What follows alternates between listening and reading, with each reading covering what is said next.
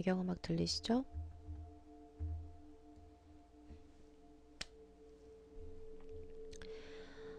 자, 잔혹동화. 여러분들 잔혹동화에 대해서 들어본 적 있으세요? 자, 지금 보이시는 이 그림은요, 백설공주의 한 장면입니다. 이 그림 보신 적 있으시죠? 워낙에 많이 봤던, 만화에서 많이 봤던 백설공주의 한 장면입니다. 로맨틱 그 자체예요. 정말 이 장면은. 자, 하지만 우리가 어린 시절부터 지금까지 알고 있었던 예쁘고 아름답고 순수한 동화들이요, 사실은 너무나도 자극적이고 외설적인 민담이었다는 사실을 가지고 오늘 스토리를 한번 풀어보도록 하겠습니다. 자, 우선 이야기에 들어가기 앞서서 몇 가지 간단하게 우리가 배경 지식을 알고 들어가면 좋은데요. 자, 일본의 키류 마사오라는 작가의 작품, 알고 보면 무시무시한 그림 동화 중 한 가지 내용이 발췌된 걸 제가 인터넷에서 찾아봤어요. 그거를 읽어드릴게요. 다소 조금 충격적일 수 있습니다. 이 부분. 그 소설에서 발췌된 내용이에요. 이게 백설공주입니다. 강대국님 반갑습니다. 지금 시작했어요. 왕은 주위를 두리번거리더니 아무도 없다는 것을 확인하고는 어느 방 앞에 멈추었다. 왕비는 열쇠 구멍을 통해 실내를 들여다보았다. 침대 옆에 서 있던 왕이 소녀의 몸을 끌어안더니 뜨거운 키스를 퍼부었다. 남편이 바람 피우는 모습을 본 아내의 슬픔. 그러나 더 비극적인 것은 남편의 바람 상대가 두 사람 사이의 친딸이라는 점이었다. 자, 이게 바로 그 키류 마사오라는 작가의 책에 있는 알고 보면 무시무시한 그림동화, 거기에 있는 백설공주의 한 내용이에요. 그래서 간단하게 이 상황만 봐도 이제 우리 상식선으로는 이해할 수 없는 부분들이 있죠. 사실 이 키류 마사오라는 작가의 책에 나오는 이 내용이요, 좀 과장된 것도 맞아요. 근데 그 키류 마사오 작가 책에 있는 이야기들이요, 그림 형제의 본래 내용을 최대한 살려낸 거라고 합니다. 여러분 그림 형제 아시죠? 그 키류 마사오 작가 책에 있는 이야기가요, 전혀 없는 이야기가 아니라 기본적으로 있는 내용들을 조금씩 각색하거나 살짝 과장했다고 볼 수 있는 겁니다. 자, 사실 이것뿐만 아니라 우리가 알고 있는 그림 형제의 이야기의 대부분이 이런 외설적이고 잔인한 이야기가 원작입니다. 영유아 유기, 살해, 식인 풍습, 남녀의 동침. 그런데 그것은 비단 외국에서만 있는 일은 아니었고요. 우리가 알고 있는 한국의 전래 동화도요, 사실은 잔인한 원작이 있다고 해요. 여러분 혹시 그림 형제 아시나요? 그림 형제 많이 들어보셨죠? 자, 이 사람들이 그림 형제입니다. 우리 그림 형제 많이 들어봤을 거예요. 그림 형제의 그 그림이 우리가 그리는 그 그림이 아닙니다. 자, 이 그림 형제는요, 야콥 그림, 그의 동생인 빌헬름 그림 형제입니다. 이름이 야콥 그림, 빌헬름 그림이에요. 그래서 그림 형제예요. 그림 그리는 형제라서 그림 형제. 전 그림 그리는 형제라서 그림 형제인 줄 알았어요. 자, 이분들이 사실은요, 동화 작가가 아니에요. 우린 동화 작가로 알고 있지만 동화 작가가 아니고요, 언어학과 문헌학을 연구하는 학자였다고 합니다. 그러다 보니까 자료로 쓰기 위한 민요나 민담에도 자연스럽게 관심을 가지게 됐고요. 자, 이런 것들을 후세에 전하기 위해서 내용을 바꾸지 말아야 한다는 생각으로 자극적인 그 상태 그대로 이 이야기들을 모두 출판합니다. 민담 같은 걸 이렇게 만드는 그 민담 같은 거를 어떤 것들을 연구하는 사람이니까 이거를 내용을 바꾸기가 좀 그런 거야. 후세에 그대로 전해줘야 된다 이런 생각이 있어서 그런 외설적인 것들을 전혀 필터링을 안 했던 거죠. 지금으로 말하면 심의를 거치지 않은 거예요. 자, 필터링 전혀 없는 그런 상태의 것을 정말 그대로 전달시킨 거죠. 자, 이게 그 당시에 출간된 책 사진을 하나 보여드릴게요. 이게 바로 그림 형제가 그 당시에 출간한 책입니다. 필터링 거치지 않은 그 책. 이게 바로 그 책이고요. 자, 내용은요, 당연히 민담으로 구성되어 있고요. 책 제목은 민담이라는 뜻의 어린이와 가정을 위한 메르헨. 제목이 뭐냐면 어린이와 가정을 위한 메르헨입니다. 여기서 메르헨이요, 민담이란 뜻이래요. 근데 그 앞에 붙은 게 뭐야? 어린이와 가정을 위한. 어린이와 가정을 위한 거면 좀 내용이 좀 좋아야 되지 않나요? 자, 근데 문제는요, 이 책이 이야기를 아이들에게 읽어주려고 했던 부모들한테 엄청난 비판을 받게 되는 거예요. 당연하죠. 그쵸? 뻔하죠. 애들한테 읽어줄 이야기가 아닌 거예요. 너무 잔인하고 너무 외설적인 이야기가 그냥 그대로 다 들어가 있는 거예요. 그걸 어떻게 부모가 읽어주겠어요. 자, 그래서 이 이야기는요, 1819년 2판 인쇄 2판 때부터 무려 6차례에 걸쳐 수정이 되었고요. 우리가 알고 있는 그림 형제의 이야기들은요, 수정판 중에 최종판인 7판에 실린 것들입니다. 여러분들이 지금 보는 그림 형제 이야기는 수정이 되고 돼서 7판째 되어 있는 걸 우리가 지금 보고 있는 거예요. 그래서 정말 되게 정말 천진난만한 정말 그런 동화가 되었잖아요. 자, 7번을 수정하는 동안 내용을 순화시켰다는 거는 이게 도대체 얼마나 내용이 자극적이었다는 거예요. 7번이나. 자, 우리가 알고 있는 배경 지식은 이 정도로 해두고요. 자, 그림 형제의 이 메르헨, 민담, 메르헨을 기반으로 만든 일본 작가의 알고 보면 무시무시한 그림 동화에 대해서 살펴보도록 하겠습니다. 자, 첫 번째 이야기. 앞서 봤던 백설공주입니다. 죄송합니다. 자, 다시 말씀드리지만 이 이야기는요, 원작을 기반으로 만들어진 이야기예요. 기본적인 콘셉트는 대다수 가지고 온 것이라고 보시면 됩니다. 자, 우리 예쁜 백설공주 언니 사진을 하나만 더 볼게요. 자, 너무 예쁘지 않나요?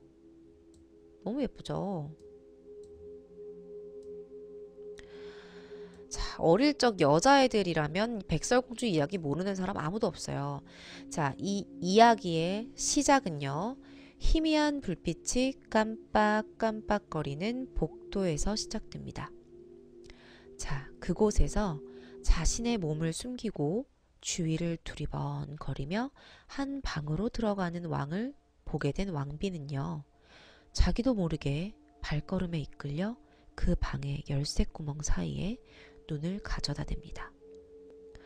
왕이 어딜 간 걸까? 자, 중간 이야기는 생략할게요. 조금 자극적이에요. 자, 그 열쇠구멍으로 본 모습에 왕비는 엄청난 충격을 받게 됩니다. 남편의 바람 상대가 바로 자신의 딸이었던 거예요. 자, 당시의 왕은요, 어린 여자에게 상당한 집착을 보였다고 해요. 자, 사실 처음에는 왕비도 아주 어린 나이에 왕한테 사랑을 받으면서 결혼을 한 거예요. 실제로 이 왕비도 그랬대요. 이 백설공주처럼. 자, 근데 결국엔 세월의 힘을 막지 못해서 왕의 눈밖에 나게 된 거죠. 자, 그러면서 왕은 이웃나라의 어린 공주에게 또 마음이 빼앗기게 됩니다. 이렇게 다른 곳에 마음이 빼앗긴 왕의 마음을 어떻게든 붙잡고 싶었던 왕비는요, 아이를 가지기로 결심합니다. 그래서 결국 자신의 바람대로 너무너무 하얗고 예쁜 아이를 낳게 되었어요. 그리고 그 아이가 바로 백설공주입니다. 자, 왕비의 바람대로요, 왕 또한 아이를 낳은 이후에 왕비에게 더 많이 찾아오게 되죠. 아이를 보기 위해서겠죠. 자, 그런데 백설공주가 점점 커가면서 성숙함에 따라 왕비가 이상하게 묘한 기분을 느끼기 시작합니다. 백설공주를 바라보는 왕의 눈빛이요. 이게 딸을 보는 눈빛이 아니야. 여자를 바라보는 그런 남자의 눈빛과 흡사하다라는 걸 느끼게 돼요. 여자는 직감이 있거든요. 어떤 남자가 여자를 봤을 때 아무 생각 없이 보는 건지 여자로 보는 건지를 딱 눈빛만 봐도 알아요. 자, 그 예상과 딱 맞아 떨어지게요. 왕은 딸인 백설공주와 부적절한 관계를 맺고 있었던 거죠. 자, 왕의 마음을 빼앗아 버린 백설공주는 시도 때도 없이 자신의 시녀에 대해서 욕을 하기 시작합니다. 그때마다 왕은 시녀들에게 치욕스러운 벌을 내리기도 했다고 합니다. 이제 왕의 모든 주권이 백설공주에게 달려있는 거죠. 백설공주가 왕의 마음을 얻어서 이제 막 지 맘대로 하는 거야. 쟤 마음에 안 들어. 아빠 나 쟤 마음에 안 들어. 쟤 좀 어떻게 좀 해봐. 그러면 그 시녀는 그날로 죽는 거예요. 역시 그때도 왕은요. 어김없이 백설공주를 찾아가 자신의 정욕을 채우기 바빴습니다. 자, 백설공주는요. 왕의 사랑을 얻었다는 생각에 시녀들을 벌주는 것은 물론 왕의 사랑을 빼앗긴 자신의 엄마를 무시하기까지 합니다. 백설공주의 오만방자한 행동과 자신의 남자를 빼앗겼다는 질투심에 눈이 멀어버린 왕비는요. 결국 공주를 죽이기로 합니다. 죽여버릴 거야. 아마 나름 복잡한 이유가 있었던 것 같아요. 그래서 사냥꾼을 불러서 말합니다. 백설공주를 죽이고 그 간과 패를 나에게 가져와. 하지만 사냥꾼은 너무 어리고 순수해 보이는 백설공주를 감히 죽일 수가 없었어요. 대신 산짐승의 간과 패를 왕비에게 가져갑니다. 자, 그리고 왕비는요. 그것이 백설공주의 것이며 젊음의 묘약이라도 되는 듯이 모두 먹어치워요. 이걸 먹으면 나도 백설공주처럼 예뻐지겠지. 자, 근데 사실요. 중세 유럽에서는 기근이 진짜 심했대요. 그래서 사람을 먹는 게 사실 드문 일은 아니었다고 합니다. 실제로 그랬대요. 자, 아무튼 백설공주는요. 산을 떠돌다가 한 집에 들어가게 됩니다. 그곳에서 누굴 만날까요? 산을 떠돌다가 한 집에 들어가서 누구를 만날까요? 바로 그렇죠. 7 난장이를 만나게 됩니다. 자, 근데 이 난장이들이 원래 하는 일이요. 여러분들 디즈니 보셨는지 모르겠는데 걔네들이 막 무기 같은 거 들고 와요. 근데 얘네들이 하는 일이 무기를 광부로 저도 알고 있었거든요. 근데 무기를 만드는 이들이었다고 합니다. 이 난장이들이요. 자, 우리 난장이들 한번 볼까요? 아유, 난장이들. 자, 난장이들이 이렇게 나오고 있죠. 자, 어둡고 칙칙한 분위기의 집에요. 하얗고 예쁜 백설공주가 왔어요. 그 사실만으로도 너무너무 행복했습니다. 백설공주는요. 자, 그런데요. 더 충격적인 건요. 이곳에 있는 난장이들도요. 모두 다 백설공주와 동침을 하게 됩니다. 동침이 뭔지 아시죠? 자, 그 과정에서요. 백설공주는 왕을 그리워하게 되고요. 한편 왕비는요. 왕과의 관계를 어느 정도 회복을 하게 되고 여느 때처럼 거울을 보며 묻습니다. 거울아, 거울아. 이 세상에서 누가 제일 예쁘니? 거울이 말합니다. 왕비님, 이곳에서는 당신이 가장 아름다운 사람이에요.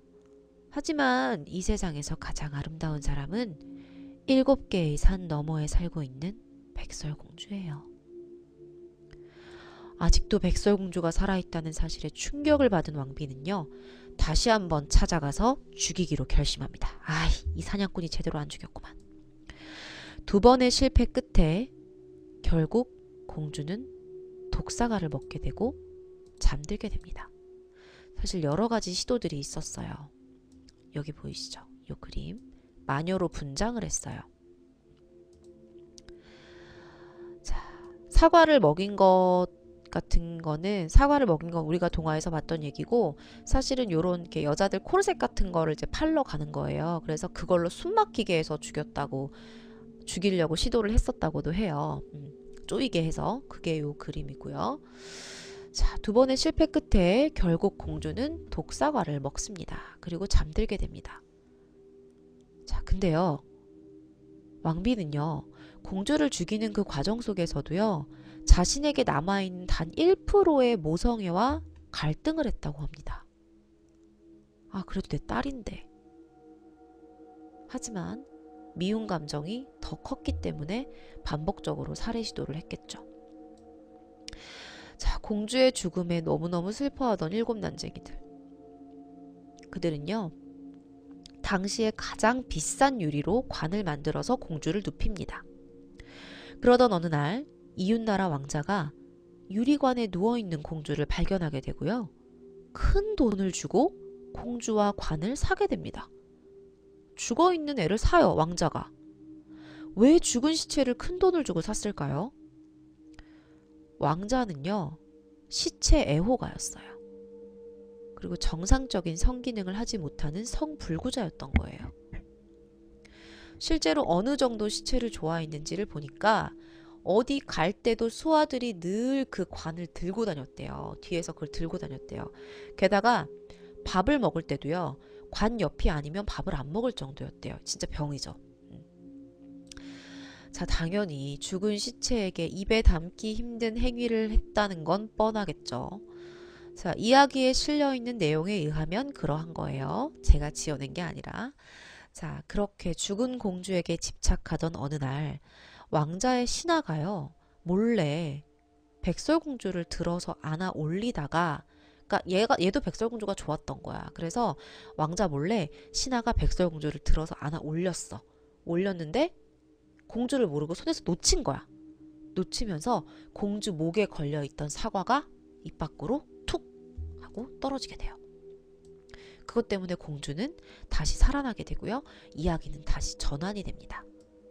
자, 깊은 잠에서 깨어난 공주가요. 자신을 이렇게 만든 왕비를 복수하기로 결심하고 왕자에게 말합니다. 왕비가 다시 나타나서 나를 괴롭힐 것 같아요. 복수해야 돼요.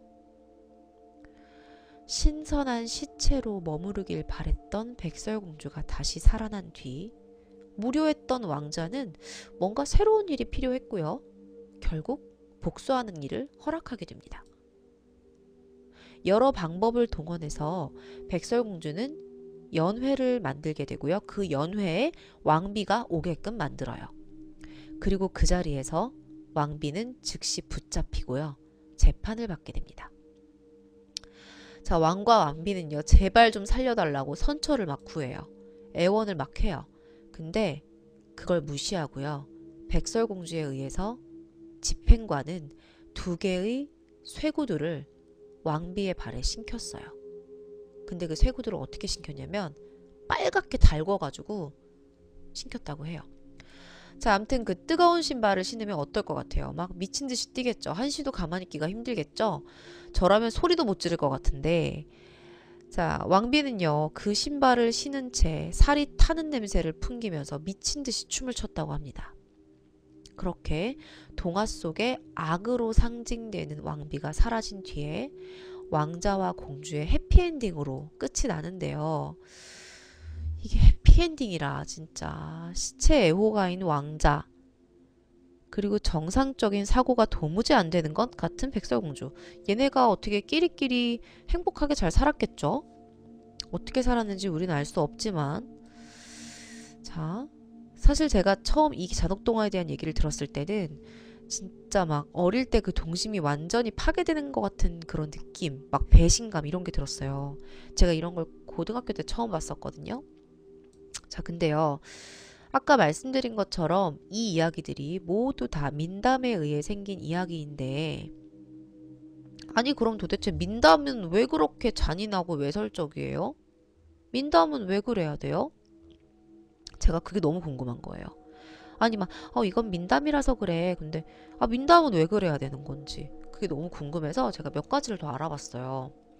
자, 아까 제가 말씀드렸던 것처럼 그 메르헨이라는 게 민담이라고 했잖아요. 근데 그 민담이라는 것은요, 누구에 의해서 전해지는 건가요? 민담은 누구에 의해서 전해질까요? 우리나라하고 똑같아요. 농민들, 뭐 서민들, 이런 사람들에 의해서 전달이 되겠죠. 자, 그 사람들이 이야기를 들려주고 입에서 입으로 전달이 되는 것이 민담이에요. 자, 그렇기 때문에 그게 가장 큰 이유죠. 자, 학자들의 의견은 뭐냐면, 그렇죠, 구전이요. 학자들의 의견은 민담이 있는 이유도요. 사실 농민들의 삶 자체가 그러하기 때문에 그게 상당 부분 반영이 됐다는 거예요. 학자들은 그렇게 말한대요. 민담이 왜 외설적이냐? 농민들에 의해서 전달이 됐는데 실제로 그들의 삶이 그런 부분이 있었다. 그렇기 때문에 그런 이야기가 나오는 것이다. 이렇게 봤다고 해요. 그래서 제가 오늘 그림 형제 이야기 중에서 백설공주 하나만 살펴봤어요. 하나만 살펴봤지만 사실 다른 얘기들을 봐도요. 그 안에 어떤 것들이 있냐면 뭐 배고픈 거, 죽음, 자기 자식을 유기하는 거, 그 다음에 살해하는 거, 계모, 뭐 또는 일하는 아이들. 그러니까 그 당시 사람들의 삶이 그럼 어떠했다는 거예요. 그죠? 그죠? 그런 것들이, 그죠? 헨젤과 그레텔. 그것도 사실 엄청난 반전이 있죠. 우리가 모르는 이야기. 자, 프랑스의 경우에는요, 17세기에서 18세기 초에 대다수의 농민들이 정말 너무너무 가난한 극빈자였어요. 프랑스. 자, 그런 상황이 나아지질 않는 거예요. 그러니까 그들이 어떻게 삶을 사냐면 밀수업자, 창녀, 강도 이렇게 전락한 삶을 살게 되는 거예요. 프랑스가 그랬었대요. 근데 이게 독일도 마찬가지였다고 합니다. 그래서 이 농민들이 너무너무 가난했기 때문에요. 가족 전체가 가축들이랑 같이 자고, 그러니까 사람이랑 동물이 같이 자는 거예요. 집이 없으니까. 가축들과 함께 자고요. 그러다 보니까요. 애기들 있죠. 애기들이 부모한테 깔려 죽기도 했대요. 자다가. 그리고 부모의 어떤 부부 관계 모습까지도 가까이에서 구경을 하면서 컸다고 해도 과언이 아닐 정도로 어떤 그런 부분들이 되게 자연스러운 일상이었던 거예요. 그들한테, 그 농민들에게. 그래서 이게 어떻게 보면은 이 과연 애들을 애들로 생각하는 걸까? 어른들이 너무 생각이 없는 거 아니야? 이렇게 생각이 들 수도 있죠. 자, 그때까지 아마도 서양사의 아동이라는 개념 자체가 제대로 탄생하지 않은 것 같아요. 지금은 아이들한테 이런 거 보여주면 안 돼, 이런 게 있지만 그때는 지금만큼은 아니었어요. 그래서 이 아이들의 아동기가요, 보호받아야 하는 진짜 소중한 단계라는 거에 대해서 누구도 그렇게 중요하게 생각하지 않았던 것 같아요. 먹고 살기 바쁘니까. 그래서 이런 아이에 대한 개념이요, 18세기 부유층으로부터 조금씩 생긴 거예요. 그래서 그들은 부유했다 치고, 그럼 같은 시기에 극빈했던 농촌 사람들은 이런 폭력이나 학대, 성행위, 위험으로부터 아이를 보호해야 할 생각을 했을까요? 아마 그렇지 않았을 것 같아요. 너무 힘들어서. 자, 우리가 이런 외설적인 부분이나 자극적인 요소에 끌려서 이 소설을 보게 되고, 저 또한 사실 그래서 본 게 큰 이유예요. 근데 이게 너무 그런 부분에 집중을 하기보다는 이게 민담이 처음에 어떻게 생겨났는지 진짜 그 민낯을 좀 봐야 될 것 같다. 그 속에서 하루하루 생존하는 아이들, 보지 말아야 될 것들을 보면서 생존하는 아이들, 그거 어떻게 보면 학대거든요. 정서적인 학대거든요. 자, 그 모든 것을 여과 없이 온몸으로 겪어내야 했던 아이들과 어쩔 수 없이 보여줄 수밖에 없었던 그 어른들. 그래서 저는 이거를 읽고서 이게 어느 정도 좀 표면적으로 자극적으로 이야기에 관심이 가기보다는 그 당시 사람들의 삶을 좀 더 들여다보고 싶다는 생각도 들었고, 솔직히 좀 연민도 들었어요. 그래서 제가 이 이야기를 준비를 했습니다. 그래서 뭐 인어공주, 뭐 헨젤과 그레텔, 뭐 이런 거, 그런 이야기들도 이 소설을 보면 많이 나와 있다고 해요. 그래서 우리나라 고전 동화도요, 실은 그렇게 좀 외설적인 부분들이 많다고 해요. 근데 유독 이 프랑스, 독일 이쪽이 조금 더 심했대요. 극빈자들이 좀 많았기 때문에. 자, 아무튼 스토리는 여기서 마무리하겠습니다. 감사합니다.